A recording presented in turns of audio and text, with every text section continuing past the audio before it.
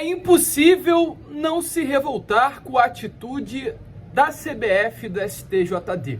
Além de amanhã estar escalado para a partida entre Vasco da Gama e Atlético Paranaense na Arena da Baixada, Anderson Daronco, a Confederação Brasileira do Futebol também divulgou o árbitro, que estará na beirada de campo, ou melhor dizendo, dentro de campo, na partida entre Vasco da Gama e Corinthians na próxima terça-feira, dentro de São Januário. A CBF simplesmente pegou 2 árbitros polêmicos e os colocou nos 2 próximos jogos do Vasco da Gama.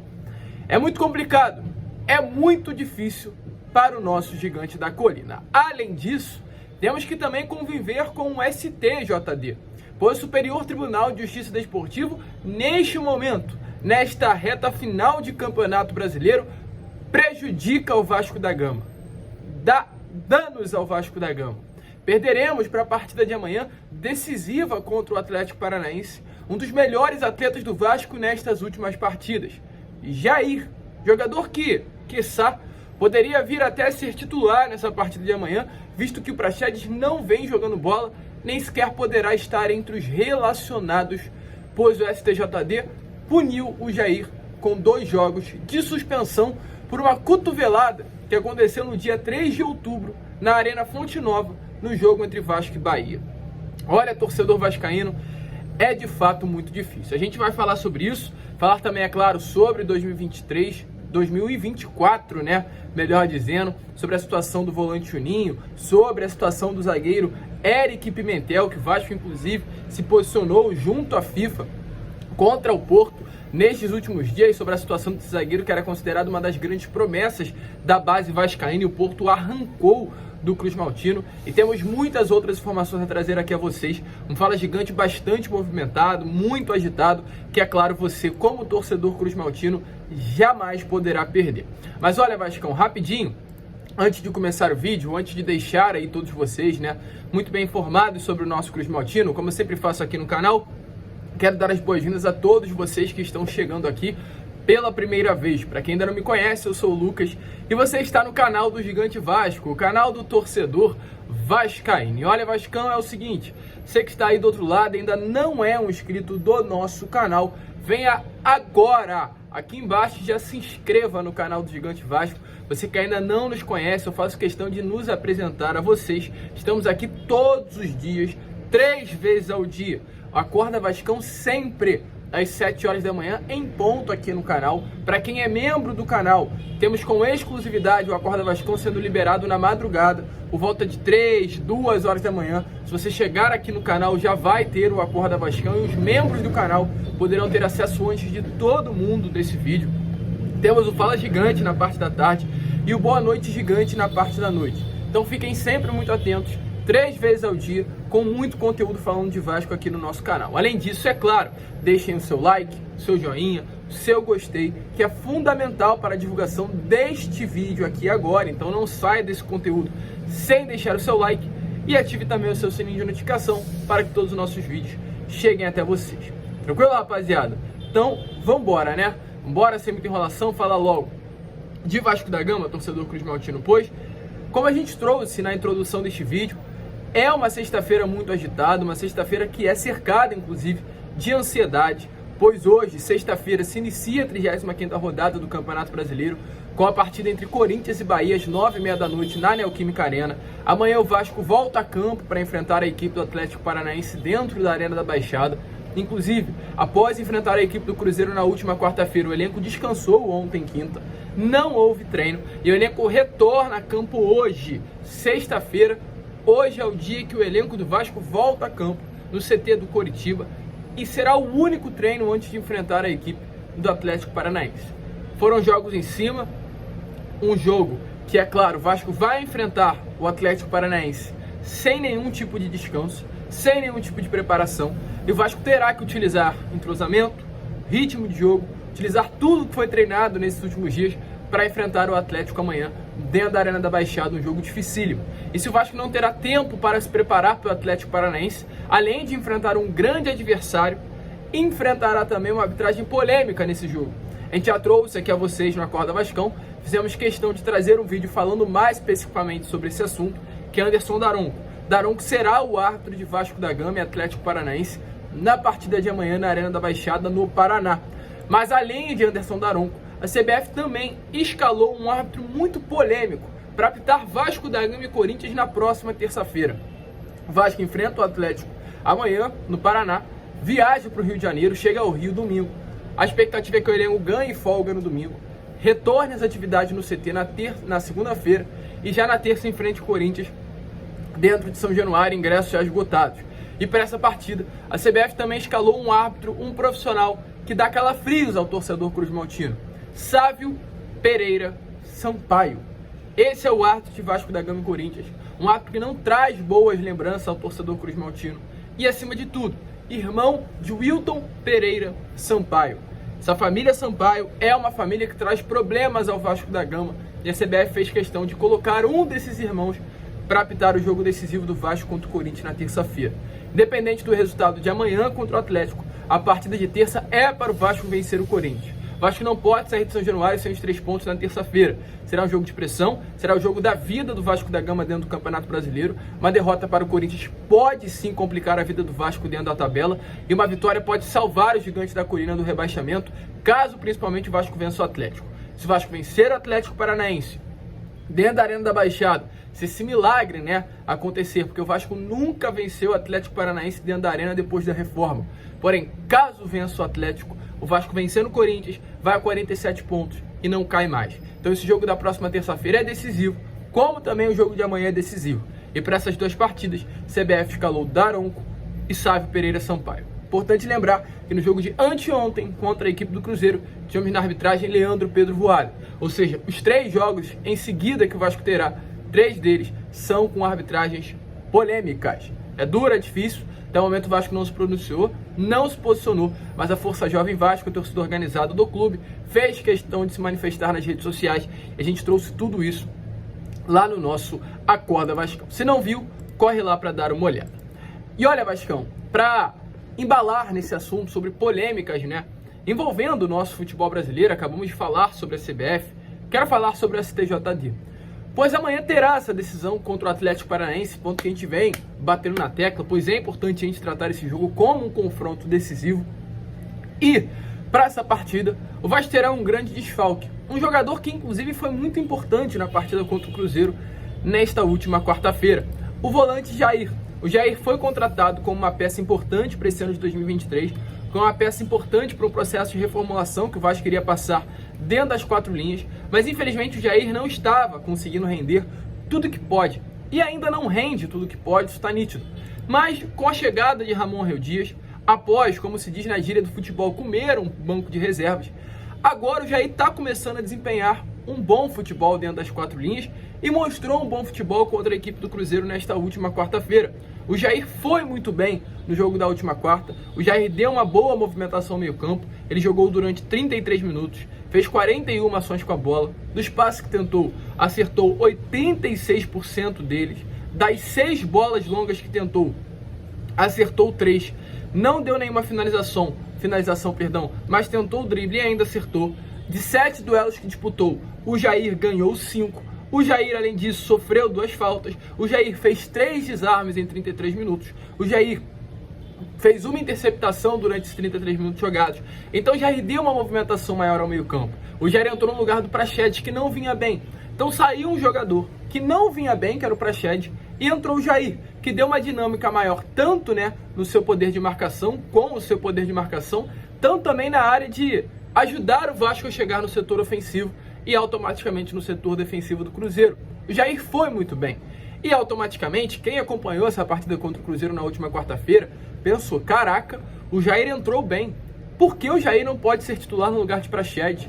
Poxa, o Jair é campeão da Supercopa, campeão brasileiro, campeão da Copa do Brasil, tem 3 campeonatos mineiros com o Atlético Mineiro. Condições e bola esse cara tem para ser titular do Vasco da Gama, ainda mais na vaga do Praxedes. E o torcedor começou a pensar nisso. E automaticamente, normal, surgiria para essa partida de amanhã essa possibilidade. Porque não é de hoje que o Jair vem entrando nos jogos bem. O Jair entrou bem contra a equipe do América Mineiro, o Jair entrou bem contra a equipe do Botafogo. Está sendo uma substituição já de praxe nesse time do Ramon Real Dias. Tiraram o Praxedes na segunda etapa e colocaram o Jair, ou tiraram o Zé Gabriel e colocaram o Jair. O Jair vem entrando em todos os jogos do Vasco. Ó. O Jair, para vocês terem noção, entrou na partida contra o Cruzeiro, entrou na partida contra o América Mineiro, entrou na partida contra o Botafogo, não entrou na partida contra o Cuiabá porque estava suspenso, mas entrou no jogo contra o Goiás, entrou no jogo contra o Internacional. Então o Jair é um atleta que vem sendo muito utilizado pelo Ramon Real Dias. Mas infelizmente, para essa partida de amanhã não poderá ser utilizado. Por quê? Pois o STJD, o Superior Tribunal de Justiça Desportivo, colocou o Jair fora da partida de amanhã. Concedeu uma suspensão ao Jair por 2 jogos, devido àquela expulsão na partida contra o Bahia dentro da Arena Fonte Nova. E atitudes como essa do STJD fazem com que, de forma natural, o torcedor cruzmaltino comece a se questionar sobre a sua postura. Porque se a gente olhar o lance, de fato, ok, foi um lance sim para cartão vermelho. Isso não é de se justificar, né? No caso, não é isso que faz o torcedor vascaíno ficar revoltado. Ok, o lance era para cartão vermelho. Mas será que esse lance era para 2 jogos de suspensão? Porque, olha, o problema em si é o critério utilizado. Eu busquei, procurei e fiz questão de ir lá nas minhas redes sociais, é por isso que eu tanto falo com vocês, torcedor vascaíno, nos siga aqui no YouTube, mas também nos siga nas outras redes. Eu fiz uma matéria com vários lances deste Campeonato Brasileiro, em que houve uma expulsão pior ou igual à do Jair, no mínimo, e não houve 2 jogos de suspensão dado pelo STJD. Um exemplo, Maidana, na partida entre Vasco e América Mineiro, a cotovelada do Maidana no Veguete. Não deu nada. 1 jogo de suspensão, o STJD também julgou o zagueiro americano, mas não deu 2 jogos, deu apenas 1 jogo. O jogador foi apenas advertido e não houve nenhum tipo de punição. Outro lance polêmico, Grêmio e Atlético Paranaense dentro da Arena do Grêmio.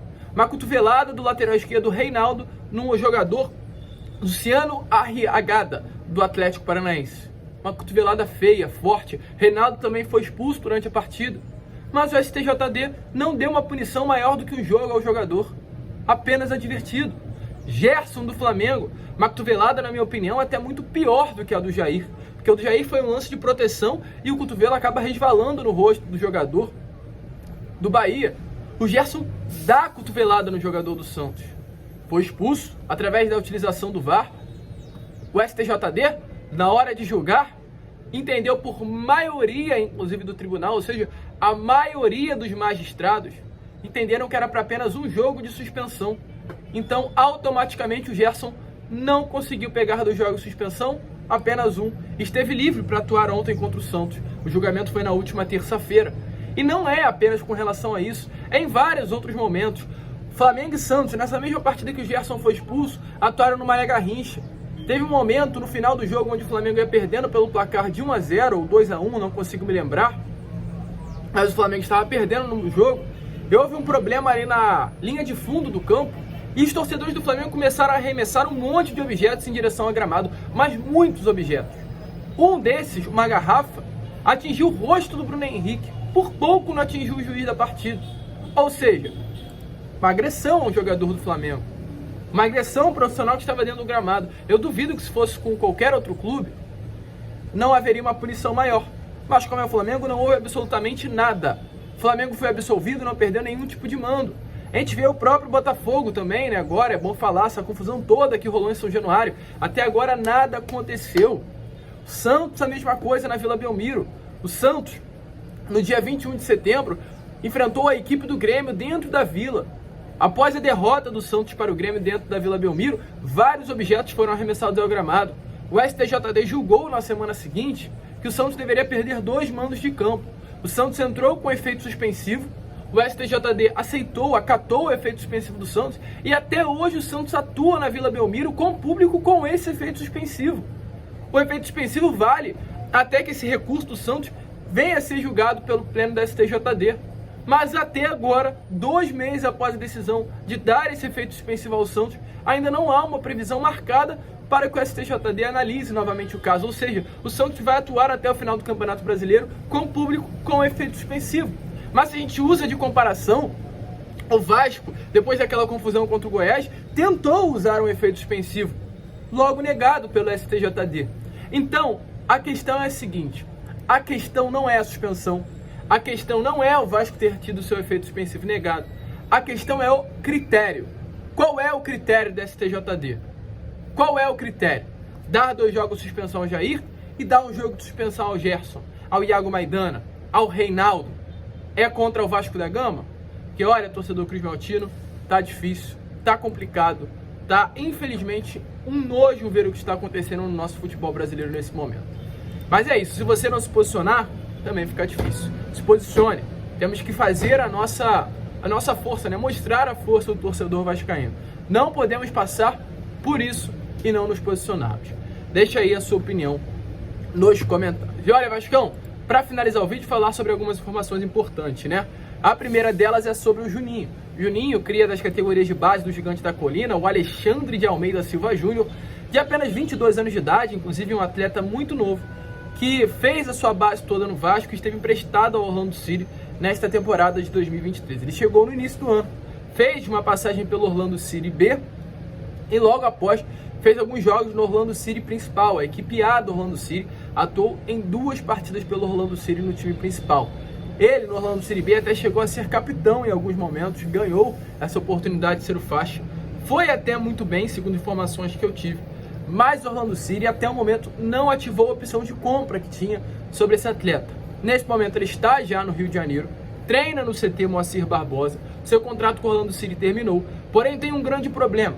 O Orlando City assinou um contrato com o Juninho até o final do ano, meados de outubro, meados de novembro. O contrato terminou, ele volta ao Rio, mas o contrato dele com o Vasco vai apenas até o final do ano. E aí o que acontece, torcedor? Se o Vasco não renovar o seu contrato até o final do ano, o Juninho vai embora do Vasco da Gama de graça. E fica-se o questionamento, vale a pena renovar com o Juninho? Vale a pena assinar um novo contrato com o jogador? Eu sempre vi muito talento nesse garoto, sempre vi muito talento no Juninho, um jogador muito talentoso, sempre mostrou isso, uma personalidade que poucos têm, vascaíno de coração, que já demonstrou em diversos momentos, mas que não tem a cabeça no lugar. Só que ele passou um ano quase nos Estados Unidos. Será que esse um ano não foi bom para o Juninho conseguir colocar de volta a sua cabeça no lugar? Fica essa dúvida. O Vasco tem algo em torno de 1 mês e 10 dias para resolver a situação desse garoto. E tem que ver o que será feito. Porque, olha, muito provavelmente outro clube vai tentar tirar o Juninho do Vasco da Gama, já que ele está livre aí no mercado, e entender o que está acontecendo. Eu gostaria muito que o Juninho tivesse seu contrato renovado por mais um ano, até o final do Campeonato Carioca. Assina até o final do Carioca e vê o que irá acontecer. Se ele conseguir se destacar, aí renova o contrato dele. Caso não, deixa a vida rolar. Mas não sabemos se esse um ano longe foi importante para ele dar uma virada de chave na sua carreira. Pois volto a repetir, talento o Juninho tem de sobra. Mas deixa aí a sua opinião nos comentários. E para finalizar o vídeo, falar sobre um outro cria das categorias de base do Vasco, que é o Eric Pimentel, jogador de muita qualidade, que defendeu o Vasco da Gama dos 14 aos 20 anos, mas que nesse ano de 2023 teve o seu contrato sendo encerrado com o Vasco da Gama e não renovado.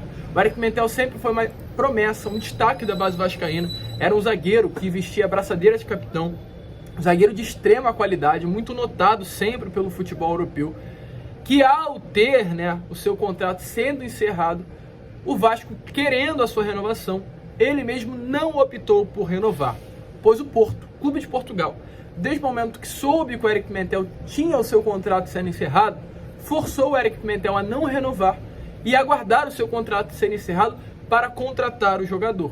E é claro, isso trouxe um grande problema, pois o Vasco, pela lei, a Lei Pelé, é resguardado de conseguir a renovação contratual desse atleta. Porque, o Vasco investe no jogador desde os 14 anos. Aí quando ele está formado, dentro do Vasco da Gama, o clube formou, deu alimento, deu estudo, deu tudo, e aos 20 anos vem o clube de Portugal e arranca o Eric Pimentel do Porto, é realmente um esculacho muito grande. Até porque, volto a repetir, o Eric Pimentel é uma grande promessa, é um baita de jogador, é jogador de seleção brasileira durante todas as categorias de base. É diferente. O Vasco não pôde aproveitar esse atleta dentro da sua equipe profissional. E exatamente por esse motivo, o Vasco, em SAF, se posicionou contra o Porto. O Vasco apresentou, nesta última quarta-feira, anteontem, uma ação de indenização ao clube português junto à FIFA. O Vasco cobra R$4.400.000 por causa dessa transferência entre clubes. O Vasco, em nota, fala assim, abre aspas, Clubes europeus de segunda categoria, como o Real, vem ao mercado brasileiro atrair jovens jogadores formados por clubes brasileiros, levando-os de graça ou por preços irrisórios. Diz aí um texto que o próprio advogado Vasco da Gama escreveu. Clubes europeus de segunda categoria. Então o Vasco bate firme, né? No caso, no Porto pela atitude, e é realmente uma atitude desrespeitosa, né? Porto vir, tirar o Eric Pimentel a hora que quiser. Hoje os jogadores são muito levados pelos seus empresários, mais uma situação em que isso acontece e é realmente algo muito complicado. O Vasco agora está tentando, junto à FIFA, essa indenização de 4.400.000 reais pelo atleta. Mas enfim, torcedor, a gente fica por aqui. Esse foi o Fala Gigante, apenas o segundo vídeo, né, desta sexta-feira. Voltaremos na parte da noite com Boa Noite Gigante, contaremos muito mesmo com a presença de todos vocês. Vamos que vamos, se inscrevam, compartilhem e como sempre falamos aqui, saudações vascaínas.